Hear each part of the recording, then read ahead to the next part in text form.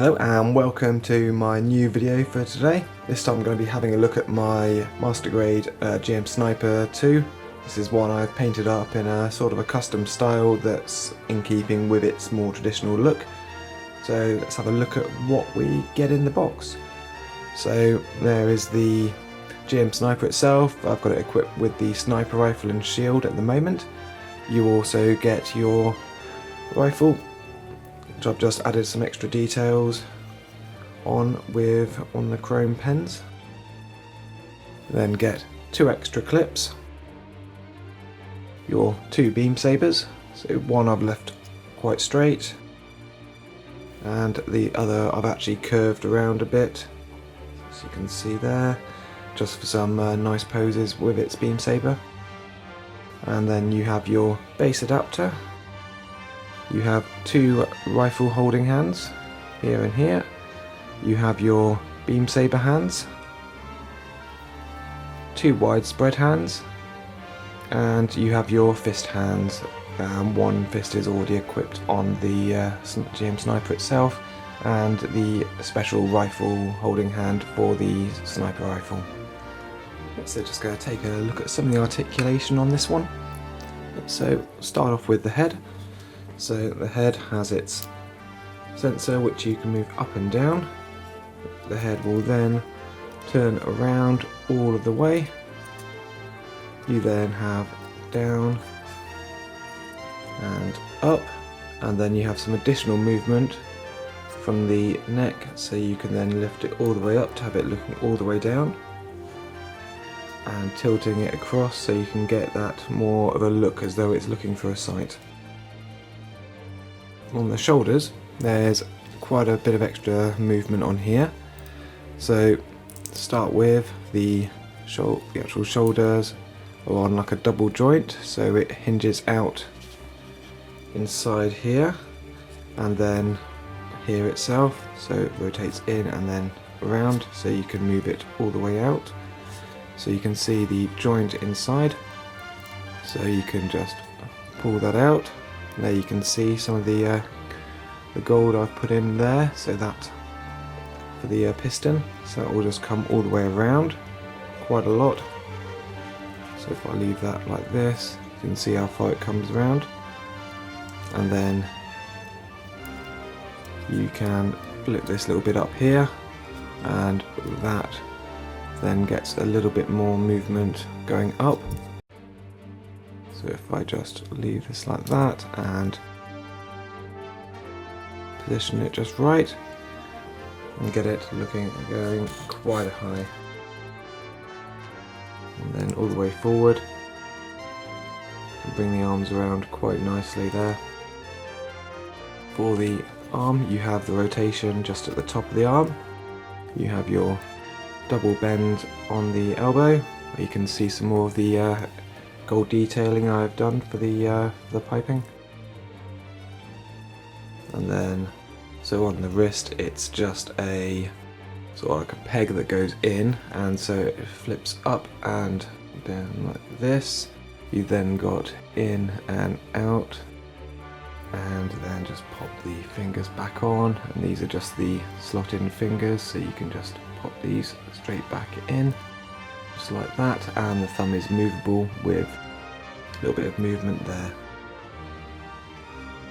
On the waist itself, there's a fair bit of movement, but inside the cockpit you can actually just move the cockpit in.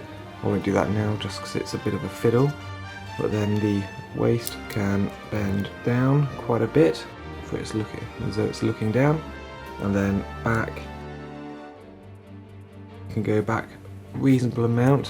It does get a bit obstructed with the side skirt though. Side to side, so it's quite a reasonable side to side motion, and then you can lift up the body a little bit more and then get a bit more of a look down. Okay, on the front and side skirting, these are on just a ball joint and a small hinge, so you can get a little bit more movement, so you can flip them all the way up. And the side skirts are on just a small ball joint, so you can just rotate them out of the way and these will actually lift up quite far as well. The back skirt is fixed, so that one doesn't move, and then you have your beam saber holding points here, and there's just a small bit of movement on there, so you can just flip them out and in.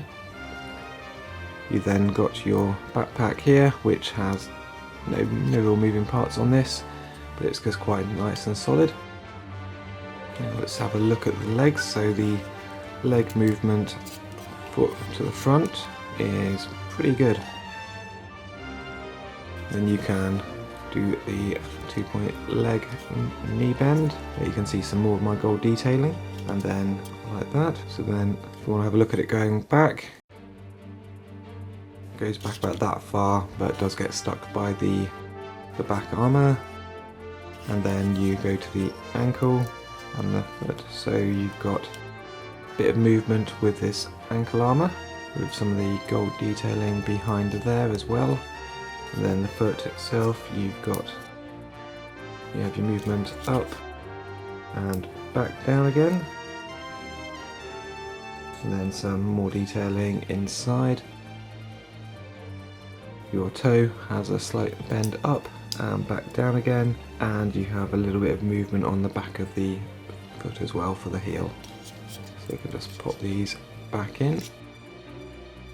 So let's have a look at some of the accessories we get with this. So start off with the rifle. So it's just nice and simple design, this one. So it's just a few bits of plastic, it's all in one colour, but I've added some extra details into this one as well. The clip is removable, and you can swap that out with your others. They're all the same, so just tend to keep one attached, just like that. And if we have a look at the shield, shield's got a few nice little gimmicks inside it. So you've got its attachment point here, which rotates, and a little hinge on here, so you can move that in and out.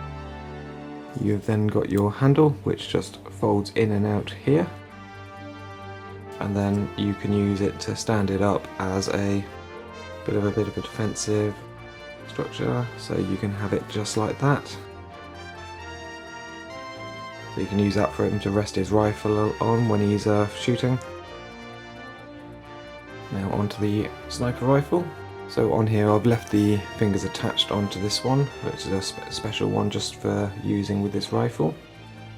So then you have the moving parts. It is just really, you have the bipod, which just folds away, swings out and moves up and down like that.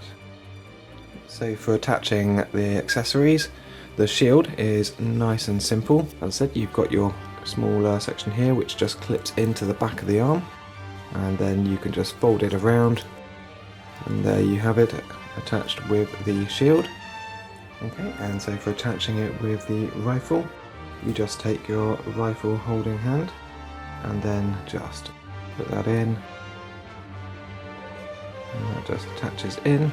You then take your hand off of this one, so remove the fist section, and then you can just position this like this so you can see, then and that just slots in there, and there you have him with his rifle. Now if you want to attach him with his sniper rifle, you just pop the fingers off, take the hand off, and then with the rifle pop that in exactly the same way, and then this will just clip in again exactly the same, and there is with the rifle attached. Now to have a look at it with the beam saber, just quite a nice simple one this one. So you just pop your beam saber in, and you have some fingers here which are just no pegs, so you can just pop the beam saber in, and then exactly the same as the others, and there it is with the beam saber equipped. So when I did this build, I wanted to keep it very similar, but put my own bit of a sort of feel on it with the colours. So with this, I used different array of colours for this one. Just move that out of the way. So I had more of like the blues, 2 different shades of blue and the turquoise metallic-y blue. And for a lot of this I had to do a lot of masking just for areas around here, on the back here. Most of the sort of like the colour separated panels with the lighter blue to the dark blue were all masked off, so for the in between the arms here, that was all masked up. Just thought it gave it a nice, it just broke up the colours really quite nicely for this one. And it was much the same on the shoulders as well. A lot of the parts, like on the shield, those were just all as they were, so there was no real much effort involved in that. It was just a matter of spraying them up. Then on the head, you masked off the antenna just to give that a different look. And then when it comes to it, I was deciding about what sort of colour as another highlight colour. For this one, I ended up going for the orange just because it had that sort of nice striking look to it. And it just makes it stand out quite nicely really. I was quite impressed with how that looks, how it turned out. And on the back, when you see the thrusters with the mix of the silver and the orange, looks quite nice. And then when it came to the frame, it was just a standard sort of dark grey frame with, so you can see, the more gold for the pistons and the joints inside. Just so when you see it opening out, especially if you see it from the back, you can see that bit of gold appearing. Just thought it just gave it a nice little bit of an accent to it, just as something else to draw the eye to. Okay, so now I'm just going to leave a few pictures up with a few different poses, just so you can see what sort of thing you can get out of this kit. Okay, so here are a few of my thoughts on this kit. As an older kit, it holds up really well. You can definitely see the attention to detail they put in with this one. The articulation is phenomenal. It can allow you to get so many poses, anything you'd really want out of it. Not having movable hands is definitely a plus for this one. Having those fixed pose hands really helps with holding the weapons and keeping that stability. You can pretty much do what you want with this one. Thank you for watching. I hope you've enjoyed this video. It's been a fun one for me to do. This is one of my favourite kits that I've built and painted up. I've got a couple others which I will be working on some videos for in the future, but just wanted to share this one with you. I hope you've enjoyed it, and see you next time.